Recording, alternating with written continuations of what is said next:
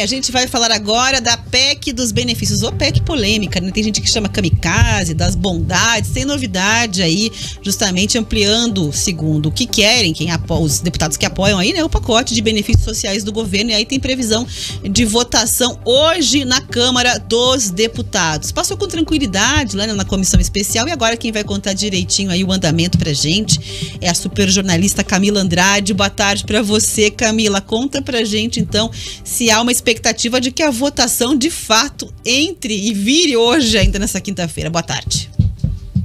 Essa é a expectativa de Arthur Lira. Ótima tarde para você, Rafa, para a escola, para todo mundo que está acompanhando a gente aqui no RIC Notícias Opinião. Eles precisam ter um quórum diferenciado, né? Porque a gente está falando de uma proposta de emenda à Constituição, mas isso não deve ser problema. Eles já têm um número suficiente de parlamentares inscritos para essa votação, ou presentes, ou que têm condições de votar à distância. E, ao que tudo indica, também vão conseguir ali, no tempo hábil, fazer essa votação agora dos destaques para que eles consigam levar ela a plenário. E aí, se a votação for como foi no Senado, vai ser bem rapidinho, né? Eles votam em primeiro e em segundo turno e daqui a pouco já está aprovado. Como eu falei, né? A gente está agora nessa fase, como você disse, passou lá pela comissão especial, com bastante folga, só um voto contrário. Então agora eles estão analisando esses destaques. São 7 destaques no total.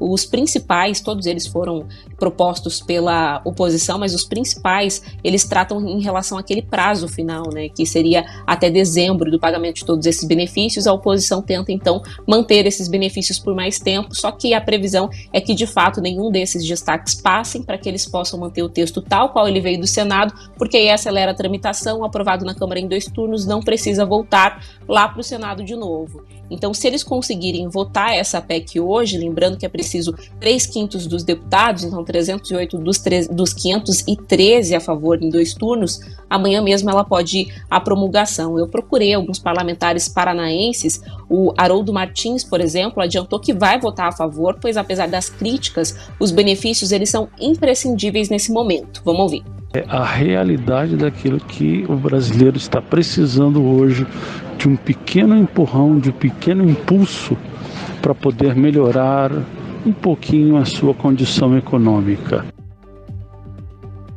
A gente está em ano eleitoral, né? Então nós sabemos que vai ser muito difícil que qualquer parlamentar se posicione contrário a benefícios que vão atingir a uma população que tanto necessita nesse momento. A gente está falando dos caminhoneiros com voucher de R$1.000, e estamos falando de todos aqueles que estão no cadastro único, né? Então que recebem o Auxílio Brasil e que vão ter um aumento de R$400 para R$600, e também essa ajuda agora a taxistas, a garantia da gratuidade do transporte coletivo para idosos e outros benefícios que estão previstos, inclusive o subsídio para estados e municípios em relação ao biocombustível, ao etanol. Então, sem dúvidas, tendo quórum, eles vão conseguir essa aprovação, essa expectativa. Hoje ainda a gente deve ter novidades.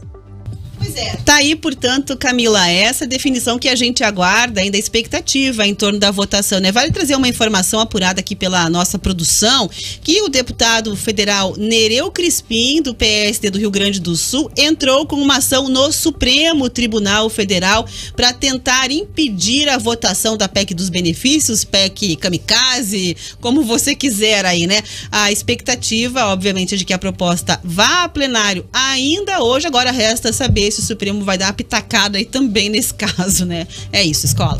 Bom, e segundo o deputado... Oi, Camila, desculpa aí, deixa eu só complementar, porque, segundo o deputado, a proposta sofre um flagrante vício de inconstitucionalidade formal e material, referindo-se à situação excepcional de tramitação da PEC.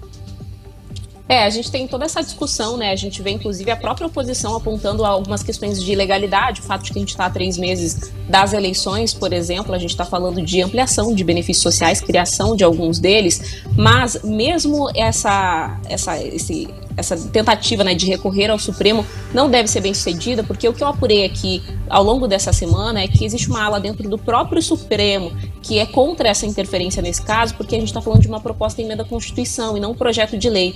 Então, muito provavelmente, o Supremo não vai interferir nesse caso, apesar da gente ter, inclusive, críticas não só dos parlamentares de oposição, mas também do mercado em relação a esse furo do teto de gastos, né? Pode ser que seja um tiro pela culatra, realmente, porque com a inflação galopando, né, e tende a galopar ainda mais com a gente estourando esse teto de gastos cada vez mais e mais, vai acabar sendo ineficiente lá na frente.